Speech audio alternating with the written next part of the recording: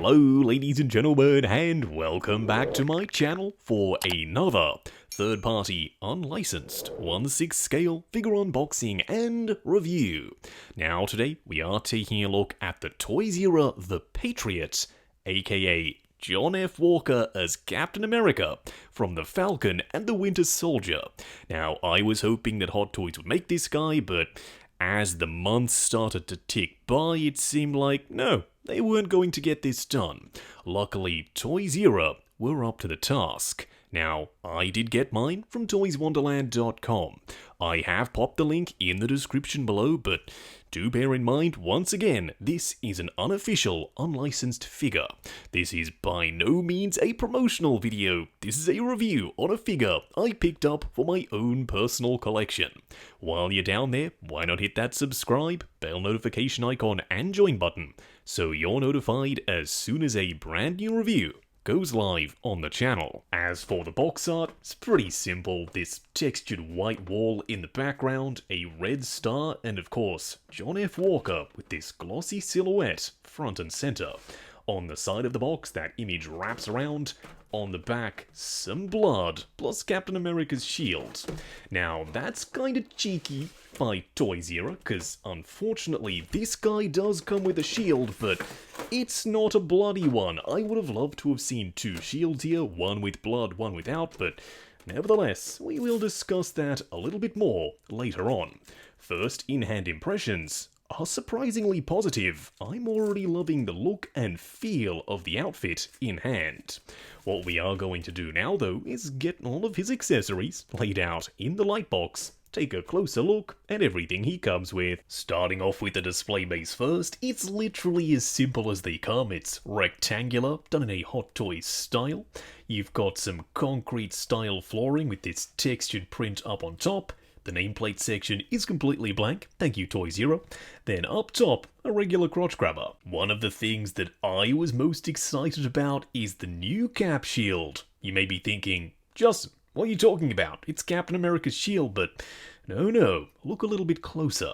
You've got these little notches, plus some different details for the star. It's also really nicely painted and very metallic. You've got these kind of brushed sections for the silver. On the inside, some proper clips with the teeny tiny little buckle sections that do clip in. It's secure, but they do feel a little fragile. As compared to a Hot Toys cap shield, the size is very similar, but the paint applications on the Hot Toys one, they look way better. I like the more vibrant blue. This is the one that came with the Toy Fair or store exclusive Stealth Cap 2.0. Now, honestly, I can't wait to compare this shield to the one that's coming with the Sam Wilson cap, but for now, I'm glad I have an updated shield for the collection. Kind of the running theme here is going to be not perfect, but good enough for me. Now, we may as well talk about the helmeted head sculpt. I actually really like it. I can see the likeness to Wyatt Russell. I like the subtle smirk, a very smug expression. The skin texture is well sculpted and well painted. The eyes are also a very piercing blue. Now, it's going to be up to you to decide which head sculpt you prefer, but I sure as heck hope it isn't this one, because it's pretty terrible. Now, the likeness is pretty much nowhere to be seen. The hair is this solid hunk of sculpted plastic. There's a little bit of texture, but for the most part, I'm not really happy with the unhelmeted head sculpt, so for me, in my display, I'm going with this one. We will be discussing both head sculpts once again when we get the figure out here, don't you worry. He does come with a kind of shrunken down version of a Desert Eagle. I'm pretty sure this isn't accurate, but I like the way it looks. You can also remove the magazine with some painted bullet detail up on top, and the slide can move forward and back, although it's not spring-loaded. You do have some weathering along the edges, making it look just a little bit more realistic. Lastly, we do get a full array of fingerless gloved hands, and no, they're not recasts of Hot Toys cap hands, these are all new. The fingers are painted with some skin texture. You do have this kind of dotted rib section in the middle, then the brown sections look like leather. There's a grain to it, and overall, I'm really happy with the array of hands and all of the various gestures. figures. What we are going to do now, though, is get Captain America himself out here. Standing straight up and down in the light box, no crazy poses or accessories or anything like that. Does this guy look like John Walker? Oh, you bet he does. I'm actually really impressed. He is not perfect. The head sculpts are not the best I've ever seen by Toys Era, but they're far from the worst either. The body looks good, but the proportions are a little bit lanky. His chest from the side profile is also very flat, something you could potentially fix with a little bit more padding, cause as it stands, he doesn't look as muscular as I was hoping he would be. I do, however, love the suit. The colour, the texture, the way it feels in hand. This guy might just be one of Toys Era's best dressed 1/6 scale figures. Up close and personal, kicking things off with the helmeted head sculpt first. I really like it. Is it perfect? No, it's not perfect. We discussed that earlier, but on the body, it absolutely works here. It doesn't sit too high, it doesn't sit too low, the jaw isn't too wide, but it's not too narrow either. The color match between the helmet and the outfit is on point, even though the outfit is textured rubbery plastic, where the helmet is fully sculpted. Now, the collar is this rubbery material with a spandex layer underneath, kind of like what Hot Toys do for their Cap figures.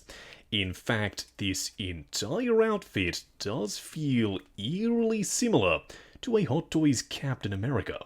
Now, the harness does have the A around the front.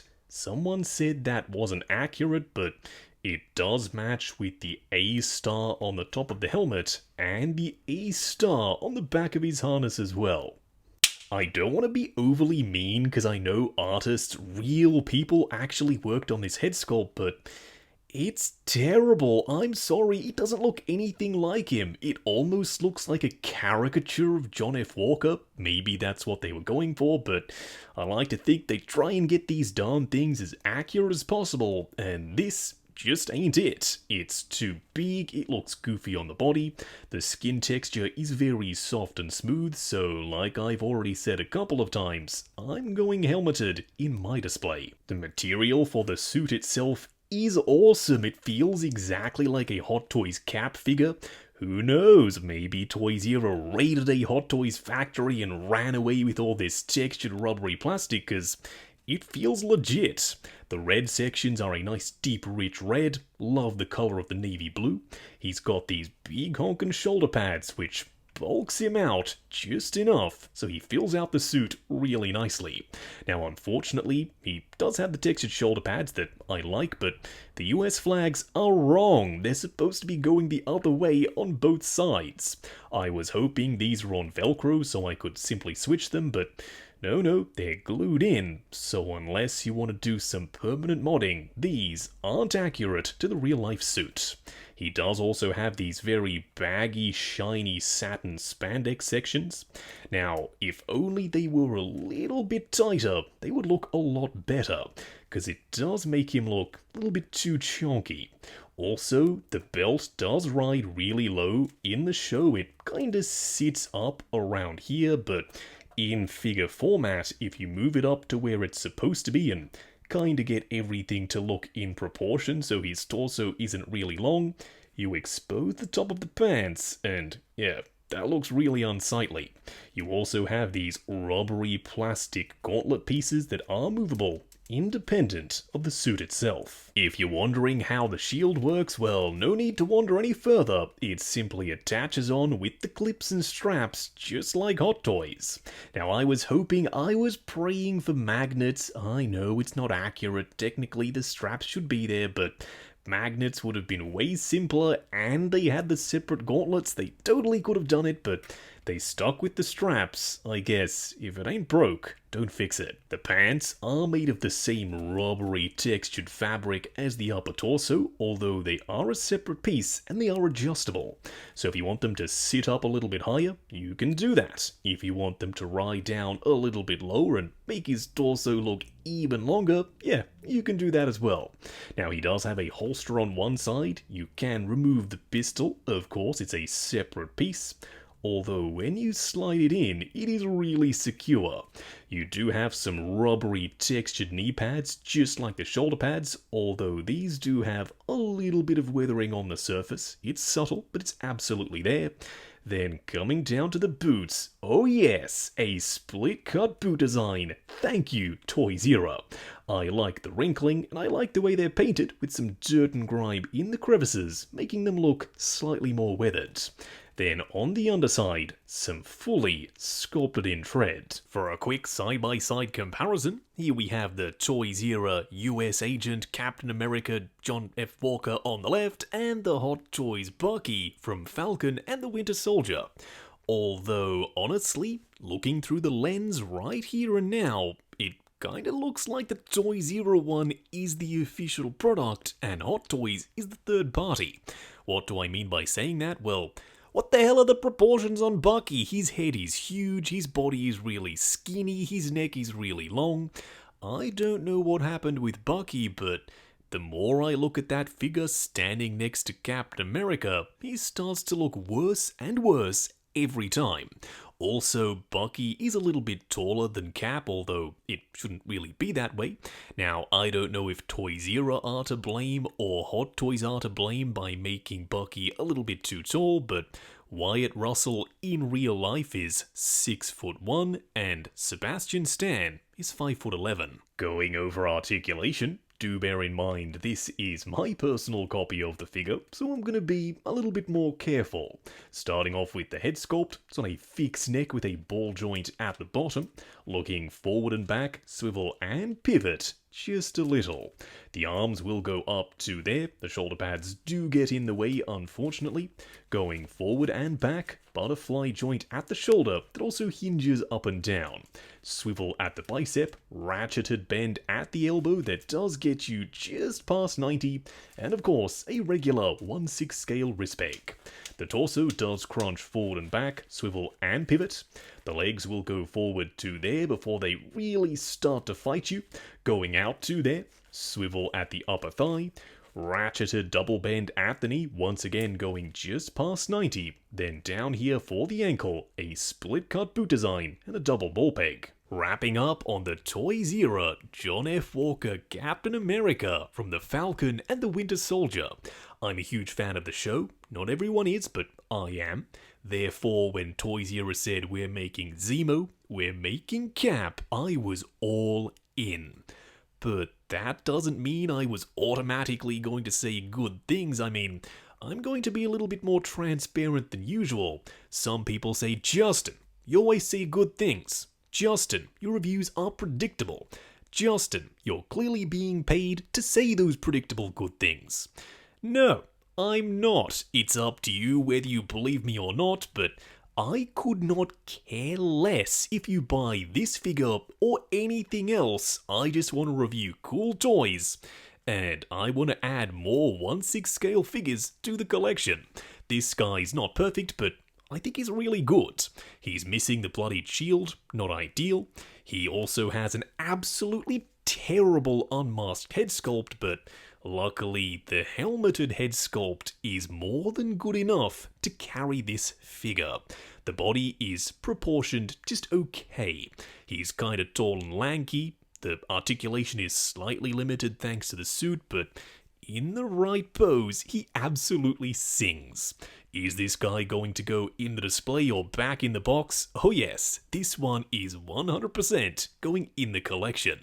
Now do bear in mind, this is a third-party, unlicensed, unofficial figure made by Toys Era, hence why it's called The Patriot and not John Walker.